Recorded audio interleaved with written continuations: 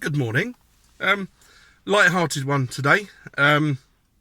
Marks and Spencers have produced the LGBT sandwich. So finally, lesbians, gays, bis and trans, queers and interesteds don't have to starve. They can feel fully included in sandwiches, in food. Because food has always been considered very, very diversive group identity foods. Although actually, wasn't it Levi Roots that criticised Jamie Oliver for cultural... Oh, what's it called? When you steal someone's culture by cooking something Afro-Caribbean. Anyway, words lost me for a moment there. So anyway, I went off track. I got notes. I want to go back to them. So the LGBT are finally represented in food. So it's a BLT, bacon, lettuce and tomato with guacamole. Sounds all right. I think, to be honest with you, just the BLT was better. But, you know, it might make my top 10. Maybe it might make my top 10. Number one is obviously bacon sarnie. White sandwich loaf, thick cut, lashings of butter, hot bacon, dripping with bacon fat. Unbelievably good. Followed very closely by the chip butty. 3 to 10, interchangeable.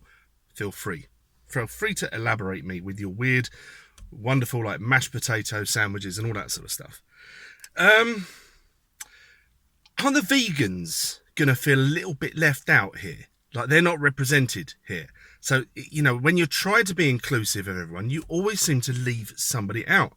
So the poor old vegans need something. So I suggest, Marks and Spencers, what you should just do is do a vegetarian LGBT, because vegans might be well represented in that community, but they can't have it because you put bacon in it. You've poisoned the well.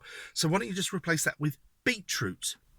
Now, beetroot, very, very tasty, but the problem with beetroot in a sandwich, it does leak. It bleeds a little bit, and the sandwiches might end up looking like a sort of used feminine sanitary product, and that could be concerning. But then that might appeal to the TERFs, who are at war with the trans... Oh my God, the trans intersectionals. I mean, it really is sort of almost like these battles that are going on that Marxism is creating. By trying to be inclusive, people are being excluded. So I would suggest you've opened up a can of worms there, Marks and Spencers, and you fully deserve to go broke because you got woke. Not that you probably will. You probably go broke for other reasons anyway. But why do I care?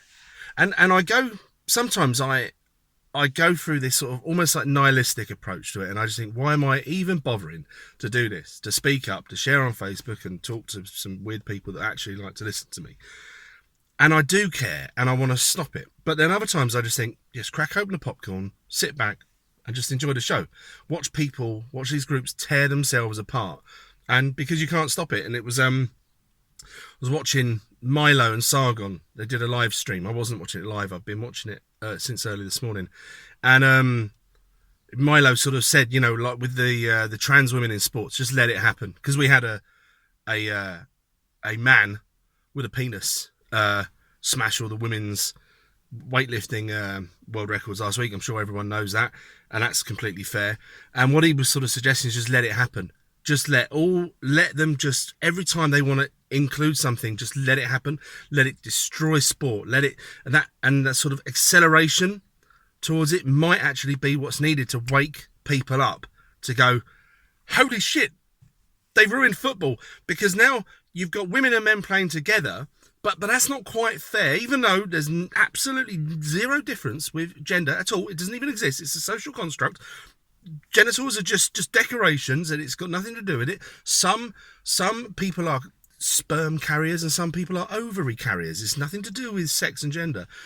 So let them then say, but the ones with the dangly bits seem to be winning a lot more than the other ones. So let's make the ones with the dangly bits do sport, say wearing welly boots. Fucking mental. What is going on? So part of me just thinks, just let it happen. Just sit back, enjoy the show, let it happen, and see who comes out on top. But we do have the slight worry about the muzzies, because you have got the different sort of point scoring. So the trans are always going to beat the lesbians. because they've got higher oppression scoring. But nobody's got a higher oppression scoring than the Muzzies. Don't mean that to be insulting. Lots of really good Muslims out there, but you know what I mean. Whenever it comes up, whenever they clash, like we saw with the school in Birmingham, when there is a clash, we know who's going to win, don't we? Because they've got higher oppression scoring.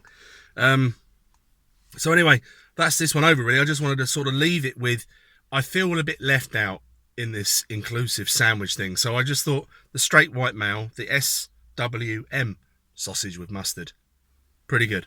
Anyway, chip in, guys. Let me know what you think of what the fuck is going on here. Bye.